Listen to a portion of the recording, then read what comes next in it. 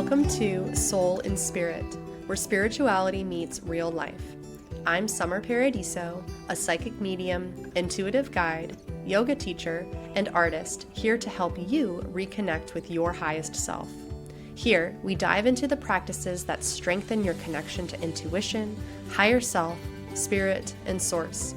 We'll explore my signature Soul Inspirit method, a fusion of movement, meditation, and creative expression designed to help you release emotional blocks and reclaim your power.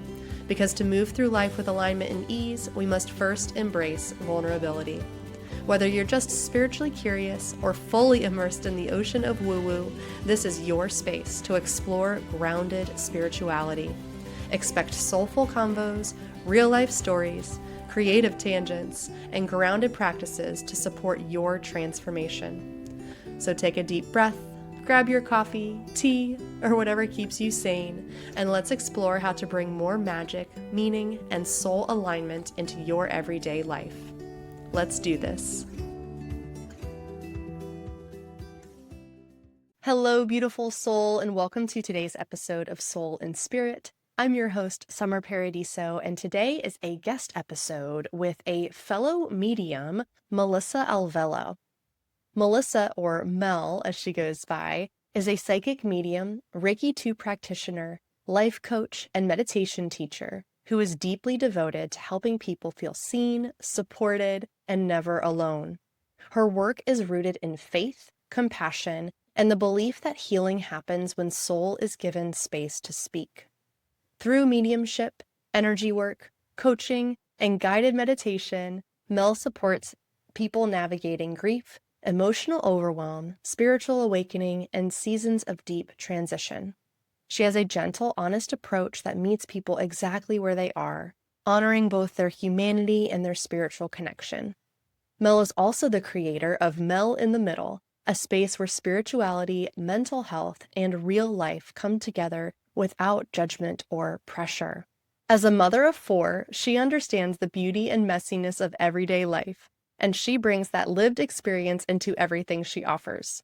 At the heart of Mel's work is one of simple intention: to remind people that God's love is present, their loved ones are near, and they are never walking alone. And I do have to say, I say it in the podcast as well, Mel just has this beautiful grace in her presence. It's so calming, and she really does hold space for people. I've watched her work and I just love her energy so much. This conversation is interesting because we do touch a bit on Mel's religious background, and I always find it so fascinating when people weave together religion and things that would, formerly be known as witchcraft to some. And actually, many still call it witchcraft, which I find hilarious, but I digress for this episode. I just want to say that it was really pleasant to be able to chat with Mel and find out her story, and also hear from her as someone who was a lifelong medium, learn to trust her gut feelings, because that's the lesson that I'm trying to help all of you learn, is that this psychic ability, intuition, mediumship, it's accessible for anybody. It is not just a select few with a gift. And anyone who tells you otherwise, I will tell you, is wrong. We all have this connection. And it was just really cool listening to Mel's perspective as she grew up, having these knowings or these feelings, and how she had to learn how to trust them because it was outside of her scope of possibility. It was outside of what she thought could be true for her. So I hope you guys enjoy this conversation, and without further ado, here is the interview. Hello, everyone. I have Mel here from Mel in the Middle, which I love that name so much. I just introduced you formally in the intro, Mel, but I would love to hear in your own words who you are, what you do, and your passion in the world. Okay. So, hi everybody. I'm Melissa Alvelo, or Mel, an intuitive medium, a Reiki level 2 practitioner, meditation and life coach. And basically, I hold space for people, that need to be held and seen and just loved on, in every area of life, really. But my specialty is grief Mhm. with like the That mediumship and stuff. Yeah, let's dive right into that. Tell me more if what do you mean by specialty? So I'm primarily a medium. So that's what most of my work goes into. I've just recently started hosting Wednesday night meditations, and I am newly certified in Reiki. And my coaching goes into all of my sessions. And so it was important for me to get certified in my coaching because you know this, like a lot of times when we sit with our clients, it's a lot of coaching and just, it's therapy for them. And so I needed to have something that said I knew what I was talking about instead Mm. of just talking from the heart, and that's what we do, right? But, you have the skeptics sometimes that come and they're like, are you sure you know what you're talking about? Type of thing. And so that's what I mean, like my specialty, like that's just where I am most comfortable is Mm. just dancing around in spirit. I think that's something that's looked over a lot with mediumship, and I'm really excited, first of all, to talk to you because doing a medium to medium How fun. chat is so exciting, but one of the things that you just brought up is something I realized when I started joining Facebook groups and, like, these random Zooms with people around the world to practice evidential mediumship. There was I mean this with so much love, but there were a lot of people who just did not know how to talk to the sitter in a way that was compassionate or empathic. It turned so much into an ego situation of like, did I get that right? Did I get that right? And there was one time where one of the facilitators was like, guys, you're talking to people's loved ones who have passed on. Like, you need to be able to get it together. So, for you to have that understanding that you're right, it's not just communicating with someone's past loved one. You are literally escorting them through grief and Mm. helping them overcome. I'd love to revisit that, but first I want to hear your story because I think everyone's mediumship story is so interesting. Was it something you had from childhood? Was it something that just arose one day? Tell me all the good details. Okay. So, yes, it's something that I've had from childhood, but I didn't always know what it was. I didn't know that the things that I was experiencing, like other people didn't, right? I come from a Catholic background, and so all the woo was just, frowned upon. And so I remember like getting ready for school and like I don't know, like flipping through like my shirts in my closet, and I would touch one where like I would go to grab it and pull it out, and I would get a quick flash in my mind, right? That one of my girlfriends would be wearing the same shirt. Like I could see it clear as day. She'd have the same shirt. We'd cross each other in the hallway. We'd like smile at each other because great minds think alike, right? Like little cutesy middle school girl stuff. And so I'd get to school and it would happen.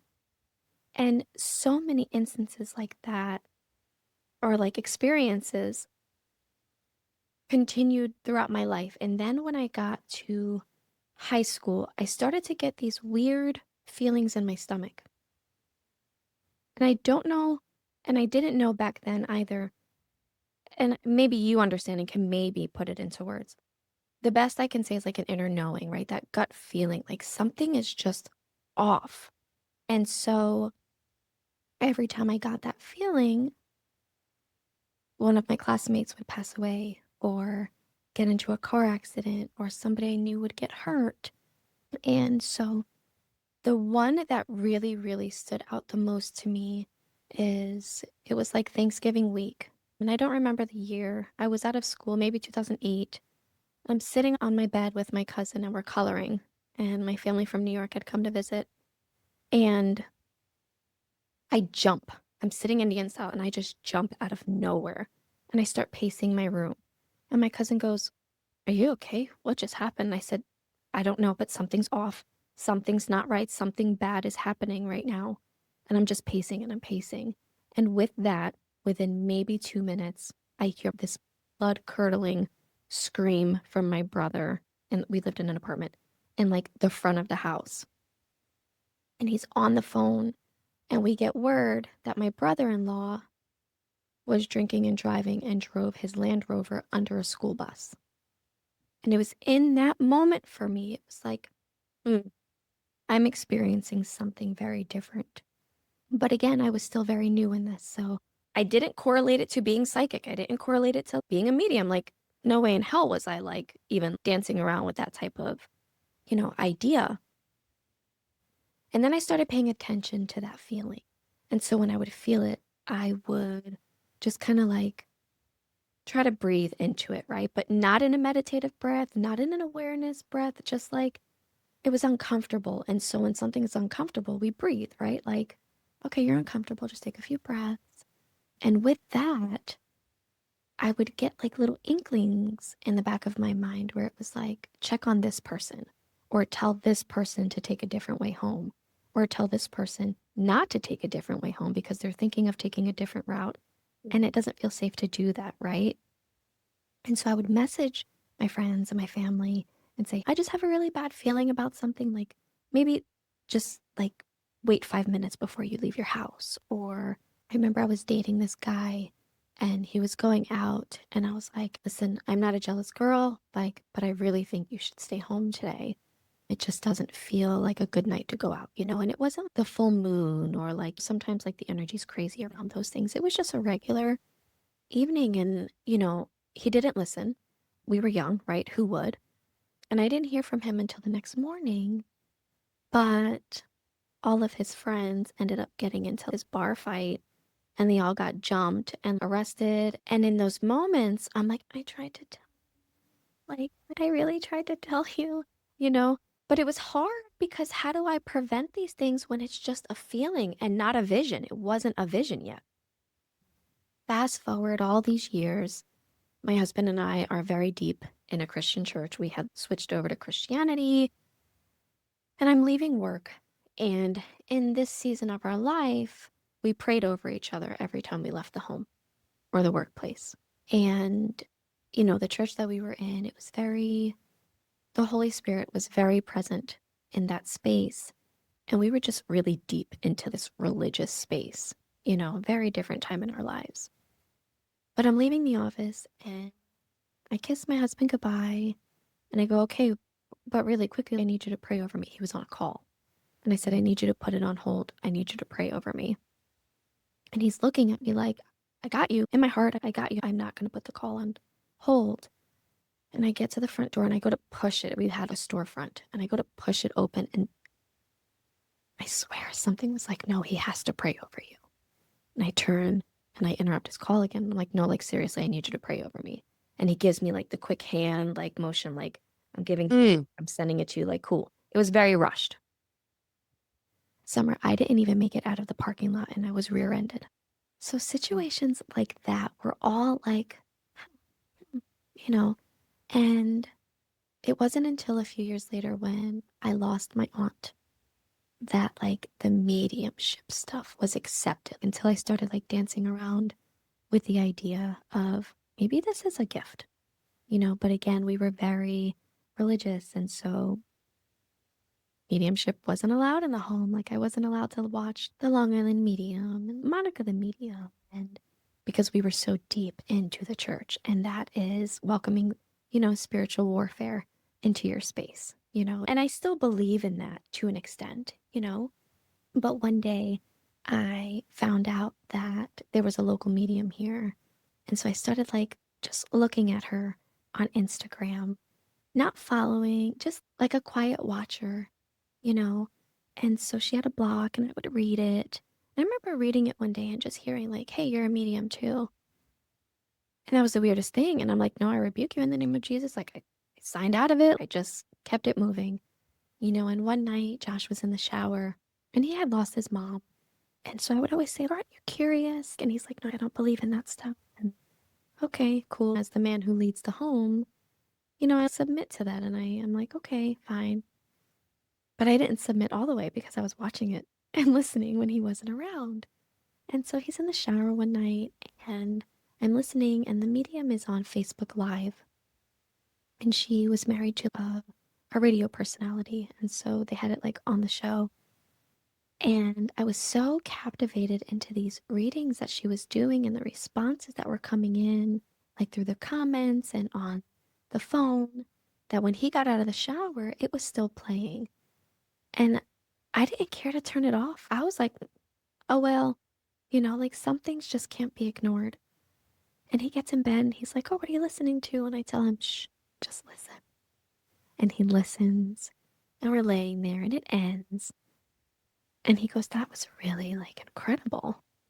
And I go, well, now, are you ready? And he tells me to book it.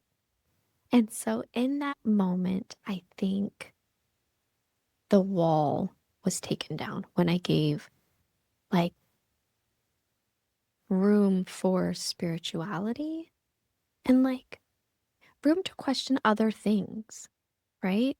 So I made the appointment. And when I made the appointment, then I started hearing spirit.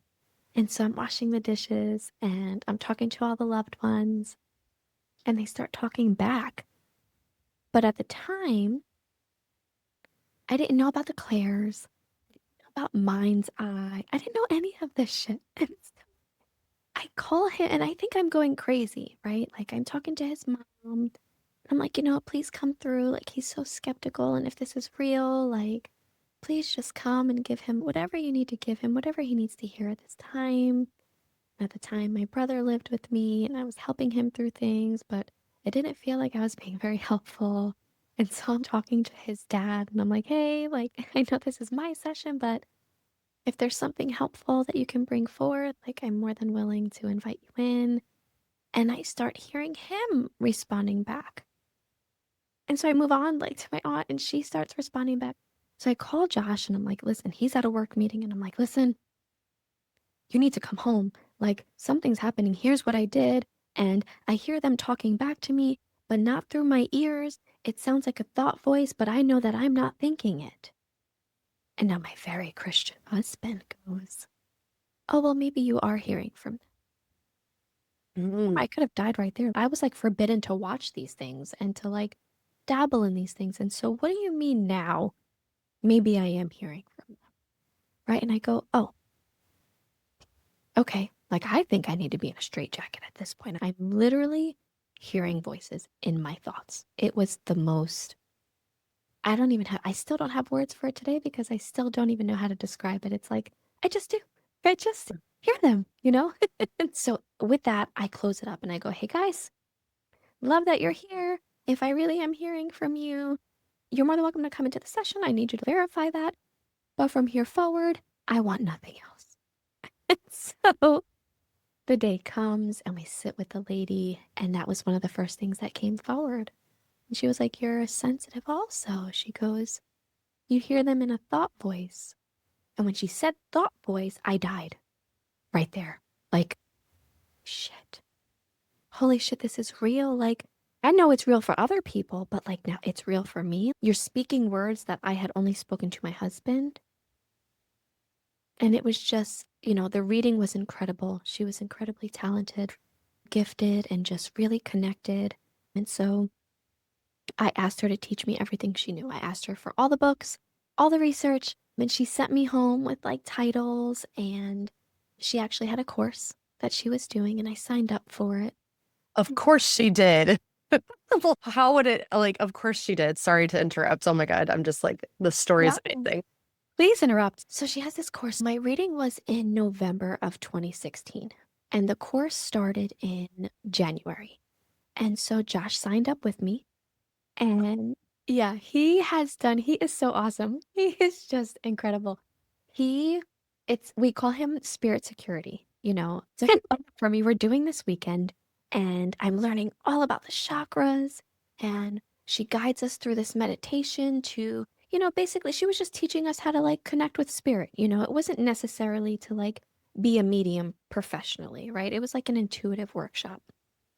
And so she taught us to, again, work through all the chakras. And we do this meditation where she takes us to sit with our loved one. And now I had experienced loss, right? Like I said, I had classmates pass away, I had a boyfriend pass away, but I had never felt grief the way that I did until my aunt passed away. Like that chewed me up and spit me out. And so she was who I chose to sit with in this meditation. And it was very quick. And it was a pretty big group of us, and the room wasn't that big. And so I I took a spot on the floor on my belly. And so I just kind of like rested my head on my hands, and I'm just in this space, right? Just super comfy. And so she takes us to the top of this landing. We're like on a zip line, and we get to this platform, and our loved one is there. And I am now sobbing because, wait a minute, what do you mean I really see her? What do you mean I'm really holding her hands and can genuinely feel the warmth flowing through my body from hers? I can smell her, I can hear her, I can touch her. We're talking, and I am just so blown away, like speechless, right? And I'm just immersed in this situation. And then it's time to say goodbye to the loved one, and it's time to come back down the lift. And I wasn't ready to. So I stayed there while the rest of the room came back to the room and like shared their experience. And I'm just sobbing on the floor, and I can hear, like, I know how to get back. And so she's like, Melissa, at the time I wasn't a Mel yet. It was always Melissa. Melissa, are you ready yet? And I just put my hand up, like, no, like, y'all go ahead. Like, I'm good where I'm at, you know? And so we finished that. I finally come out of that because I listened to how to like come back into my body, back into the room. And that was my first experience with like meditation also. So, we get home that night and I was exhausted. I had never meditated. I had never spent time in spirit. The exhaustion in my body was like, I did so much work in my mind that day. Like, I fell in love with meditation. I fell in love with spirit work. And so we finish out this course, and she tells us that she has an existing circle. But if we wanted to join it, it was like an application process. Like, we had to then let her know that was what we wanted to do, and she would go to setting a meeting with us and just really decide whether or not she felt we were meant to do this, right? Outside of ourselves. And so we have one last like little meeting, a few days after that weekend, just with the group. And afterwards, she's promoting her existing circle and lets everybody know, like, here's how to like let me know that you're interested. But she asks myself and another lady to stay back. She brings us into her office and she goes, listen, you guys are really gifted. I want you in my circle. Like, are you serious about this? And in that, everything just happened so quickly that I was still processing whether I wanted to do this like professionally. And when I had that experience with my aunt in the meditation, like I knew, yeah, like I need to bring this to other people. Like other people deserve to feel this. It healed something in me that wouldn't have ordinarily happened if I didn't know about it. And so she's like, are you guys serious about it? And in that moment, it just felt so right. It was like, yeah, yeah, whatever I need to do, right? Like I hit the ground running. Summer, I was open all the time, standing in the line at Dollar General, Dollar Tree. I'm driving, songs come on, and it's like, you need to call somebody and give these messages. And in these moments, I'm like, oh my God, I understand now how the people on TV just approach these people with, hey, I have a message for you, right? But then I also had to learn that that wasn't appropriate, right? That ethically, we do not do that, you know? And so I just remember saying to her, like, I want to know, like, I need you to teach me how to do it like you do. Like, we plan a session and we sit down and then we're open. Like, I'm open all the time. How do I close it off, right? And then how do I open it back up when I want to? And she just kept telling me, Melissa, it's just an awareness. And I didn't understand it at the time. Like I thought we had to have this whole beautiful meditative practice beforehand where we go through and we ground and we open the chakras and then we send the messages and then we have to like close the chakras afterwards. And now don't get me wrong, that's a great practice to have. It's very important to protect yourself. But I wanted to, like, you turn me on like a light switch, and like I just did it more and more with, my loved ones and my friends that were closest to me. And I eventually learned that it is genuinely just an awareness, right? Speaking to you now, I have the awareness. Now I know how to, in my mind's eye, turn on all my candles. I light all my candles in a room very quickly, turn it on and turn it, to Mhm. become aware of the spirits around you or, in a situation that we may be in and to turn Mhm. it off. And now, most of the time, I keep it off because it's overwhelming if I don't. You know that. And I just, I don't know. I've never felt more sure of anything in my life. Like, I've never felt so fulfilled aside from being the mother to my children. Like, it just fills me with so much joy and so much happiness. If you like, I feel so fulfilled when I'm sitting down and I am able to connect with my sitter, right? Because, yes, we're a channel, for loved ones in spirit, but it's such a delicate process. It's such a raw experience to sit down and say, I'm hurting and I am welcoming you into that space. I am trusting you with my broken heart. Like I don't ever take any of that for granted, not 1 second. When I invite God into every single spiritual space that I enter, it's not, because I still struggle sometimes with that like religious aspect, right? Hey, God, if this is not of you, take it away. But if it is, send me your people. Like, my main goal is to bring people back to Him, right? Because we go through these situations where we're hurting and we turn our eye away from Him, right? Because we served a good God. He wouldn't have taken somebody that I love, somebody so beautiful, somebody so special on this earth, right? And we get angry and we start to question.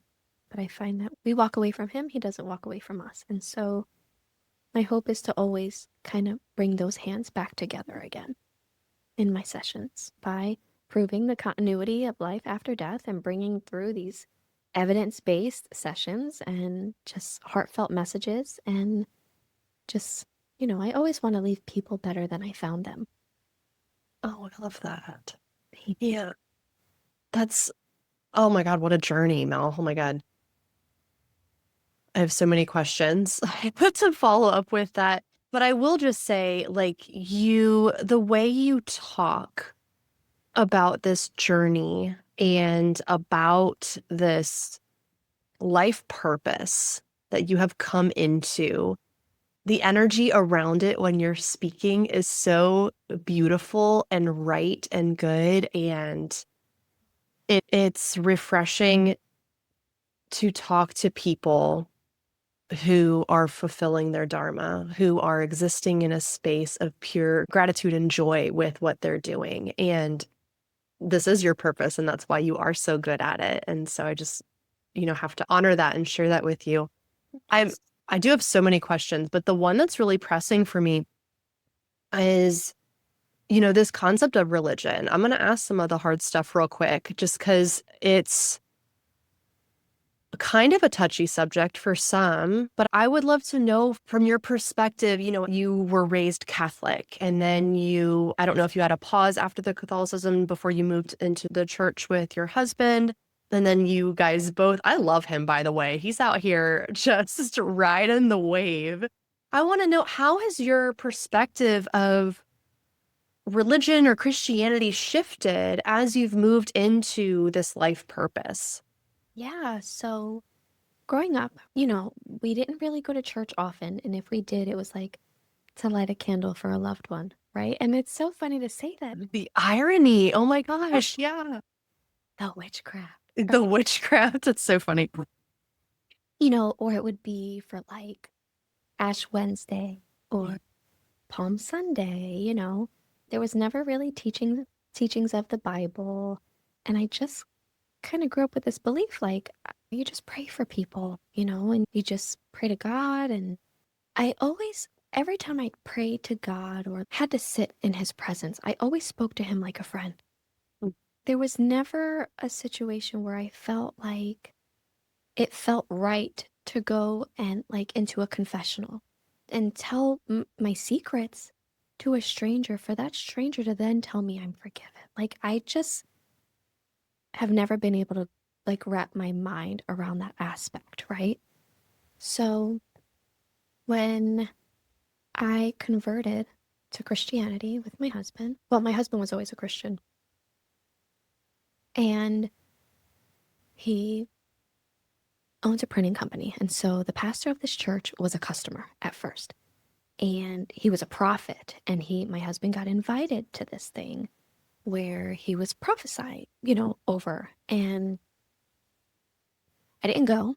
I was terrified of it because he's telling me people are falling out, like they're speaking in tongues. And I didn't necessarily believe in all of that, nor did I want to experience anything like that because I was ignorant. I didn't understand it, and we don't like things that we don't understand. And so I'm in this space where now my husband's going to church every Sunday and he's there for hours on end. Like it wasn't just a regular hour church service. Like this guy was preaching and changing lives, and legs were growing longer and healing was happening and people were getting up and walking. Like the miracle signs and wonders were like happening in this space. But for me, I'm like, what the hell are they doing to my husband? Right? And at the time, he wasn't my husband, he was just my fiance. And he came home one day and he says to me, he goes, if I get hit by a bus tomorrow and I die, I'm going to hell because we live together and we're not married and we have sex. And I go, okay, well, we are very established. We have a family together. Like, do you want to stop having sex? And he goes, I think so. And I go, okay, that's fine because this is your spiritual journey. I respect you. I care about you. I love you. And I'm going to honor that. Cool. So we lived that way for a year. Oh my God, Mel. We lived that way for a year. But within this year, right, as he's in these church evenings, I'm thinking to myself, like, God, like, I feel so conflicted. Like, I either need to get on board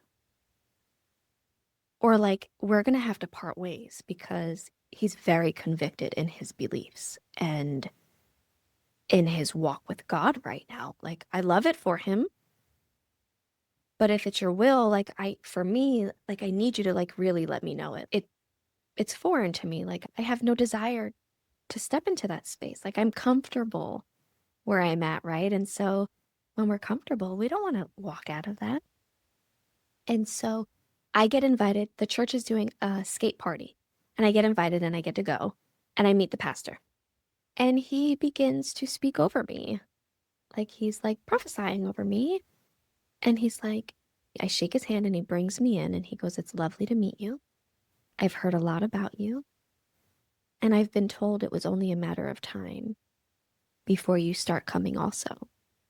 Because you know that if you don't get on board with Joshua, you guys have to part ways. And in that moment, I'm shitting bricks because how is this man who supposedly hears from God speaking back to me the thoughts that I had only spoken to myself? Right? So anyway, I joined the church. I get saved and I accept God and Jesus and now I'm experiencing all the things that I was afraid of. Experiencing the heaviness of the Holy Spirit and it's incredible. I absolutely enjoy that space. But the church that we were in was kind of culty and I'm severely downplaying it. It was very culty. Like we would go to church at 3 o'clock on a Sunday and we wouldn't leave until 11 o'clock at night. We weren't allowed to miss a day. Like I remember being sick one day and he had one of the elders call me and say like I had 30 minutes to make it there because if I was so sick that I needed to be in the church where healing happens. And wouldn't you know, I found my way in that church in 30 minutes. And, we were planning the wedding and they told me, I want you to get with the sisters of the church and plan this wedding. I didn't know them. I heard how they spoke about everybody else in that church. I am a firm believer in you don't let everybody in, right? So because I didn't do that, I was disobeying my man of God. And he called me. I was at a birthday dinner for myself. He was blowing my phone, blowing my phone. I'm not answering. I'm getting voicemails. And now I'm stressed because, like, we're brainwashed at this point, right? Like, oh my gosh, what is the consequence going to be? You know? So I call him. I go into the bathroom and I call him. And he tells me that I have such a problem with authority because I didn't have my father in my life growing up, that I have severely disappointed God by disobeying my man of God, and that he was so upset with me for not inviting the members of the church into my wedding planning that he couldn't even pray for me. So now you have this man of God calling me and saying, I'm so disappointed you can't even pray for me. In that moment, it was like, whoa, whoa, right? You're not working in like a pleasant spirit here. And I made a decision. I walked back to the table. I told Josh, I said, I'm never stepping foot in that church again. We'll talk about it later. Your journey is your journey. You are more than welcome to do whatever it is that you need to do, whatever you feel is right. But I'm letting you know I will never step foot in that space again. So I tell him about it, and he like makes the decision also because you don't do that. That's not right. Right. So now they're calling us and blowing us up, and they're like, you're walking away from God. Your businesses are going to fail. This is terrible. Whatever. So we haven't really set foot in a church again to like make it a home. We've shopped around a few, but none of them feel right. And so when it came time to walking into like the spirituality part of it, it was, if he can hear from God, how come I can't hear from somebody's granddad? Right? Like, how come only certain people get a gift that's accepted? Right? And so that's really like where the transition was. Like, I still keep God at the center, like I said, but he gives everybody gifts. And so that's where my belief is now. You know, like if I went to you for messages from God, right? How come I don't have those same gifts and I can't do it myself? Right? From the Holy Spirit. And, and people will argue, oh, those are negative spirits and, they're just masking. And, well, we could say the same thing about all the prophets in the church. But I do my best to play it safe and stay out of that conversation. It's not my mission to make believers out of non-believers. I'm just here to hold space for the people that do believe and do need the space and do need the healing. Like that's my business. What everybody else has going on in their beliefs, it's not my business. God works with them in his own time and in his own way. And thank God that they've never been in a position to grieve so deeply that they would even consider this.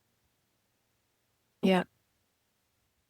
And it is interesting how grief is one of those emotions that it creates a desperation. And I have no statistics to back this up, but just, a feeling, I'm just kind of sensing that there are probably a lot of people who are like doing secret mediumship readings, people of the church, of any religion that, says that it's witchcraft or whatever, but secretly getting mediumship readings because they want to believe it. And then when they receive a reading and the grief moves through because they do get to communicate with their past loved ones, then it initiates this self-inquiry of like, what happened with you, where you're like, wait a second. And that makes me really happy that that happened for you and that you realize like it's not these specific people who can access this.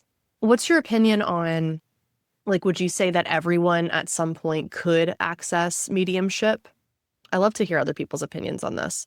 Oh, I 100% believe that everybody is capable of doing this, right?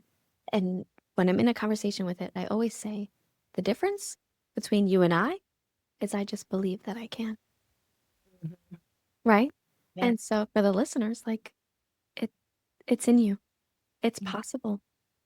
You know, you just have to set aside that subconscious mind that says, well, or rather your conscious mind that says, no, that's impossible, right? It's a battle. And so that's why I say the difference is we believe we can, you know, and you just kind of have to get on board with that and try. Yeah, it's that trust muscle that so many people have forgotten exists. And getting big validations like you had in your life, you had several moments that you shared where those were big enough validations that you were able to start paying attention and tuning in. And I mean, the hill that I'll die on too is that people have, if they don't take the time to clear out their emotional blocks and their shit, then they're not going to have a space in their intuitive channel to receive messages anyway.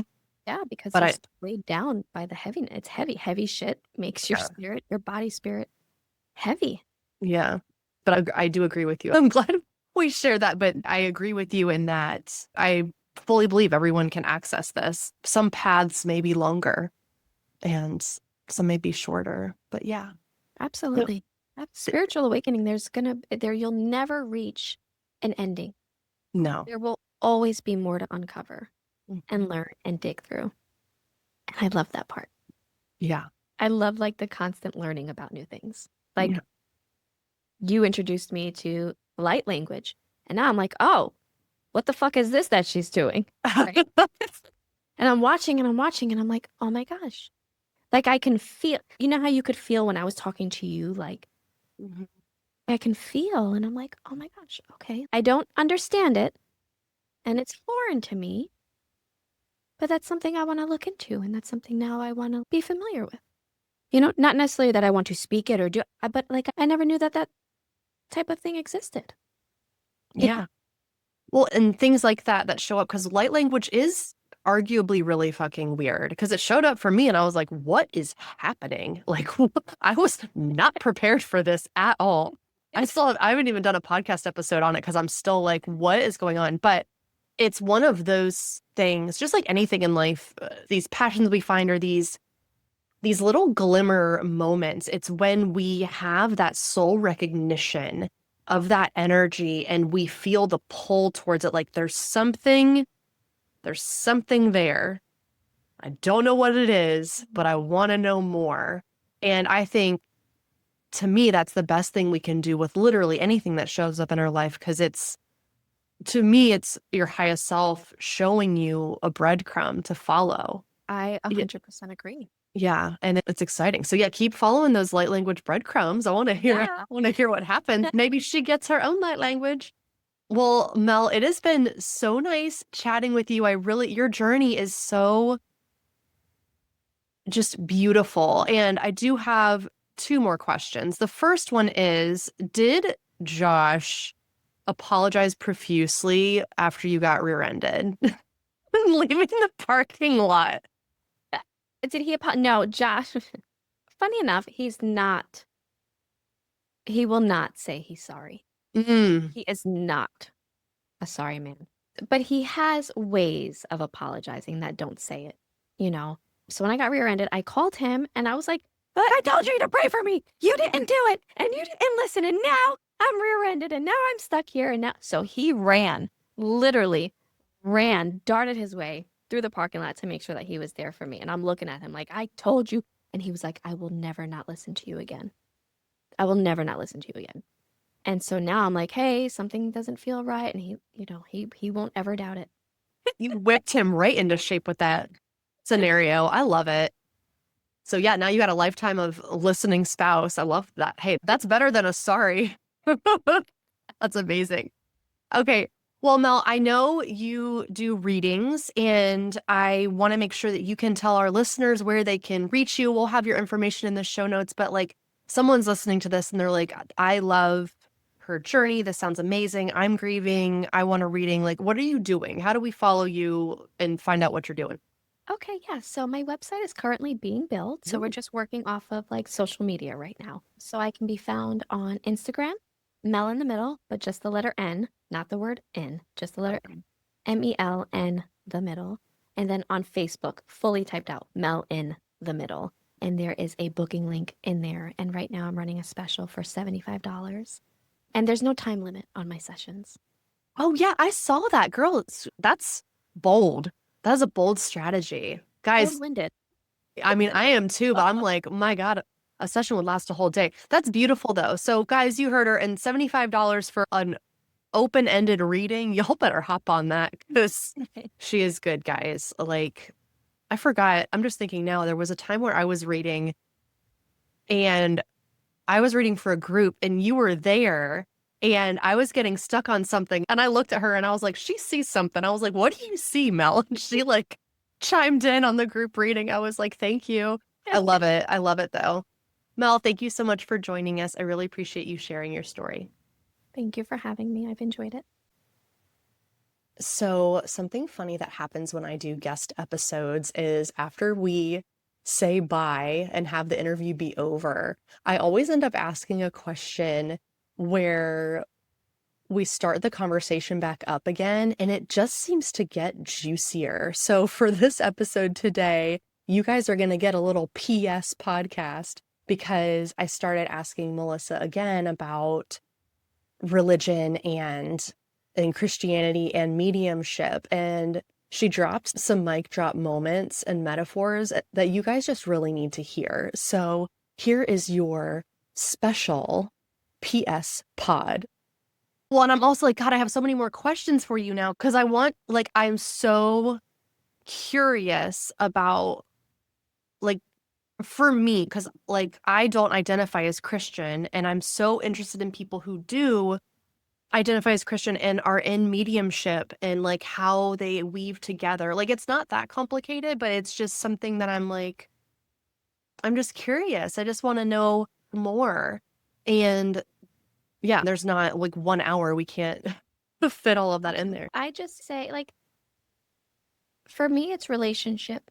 It's religion. The aspect where I said, I go straight to the source. I'm not sitting in a box with someone and saying, forgive me, Father, for I have sinned. Like, no, I'm going to God and being like, I fucked up again. And I'm really sorry about it. And so for me, that's where I say Christianity. It's just the relationship aspect of it. I fully believe that people should be able to love who they love.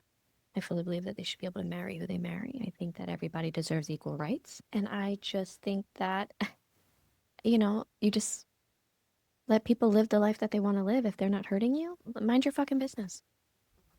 I'm very open with like my beliefs and my heart. Like, I lead with my heart. Yeah.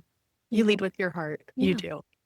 That's all I know how to do. And sometimes it fucking gets me in shitty situations and I get hurt, but that's okay. We're meant to be a light in other people's darkness. And sometimes that darkness has a way of, like, when you blow out a candle, the wick is still dark. If you touch it, it still hurts sometimes, but it doesn't take away that wick is the source of light. That was a fucking mic drop. That is good. I'm going to be thinking about that metaphor all day. I'm full of them.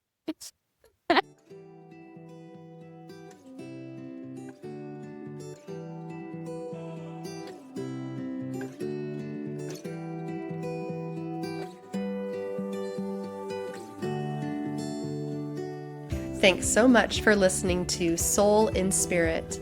If this episode moved you, sparked something, or just made you feel a little more like yourself, I'd be so grateful if you left a review or shared it with someone you love. It helps more souls find this space and join us in raising the collective vibration. If you have questions, thoughts, or just want to share what came up, I'd love to hear from you. DM me on Instagram or email me anytime. Until next time, stay grounded, stay open, and keep showing up, because the real magic shows up when you do. With so much love,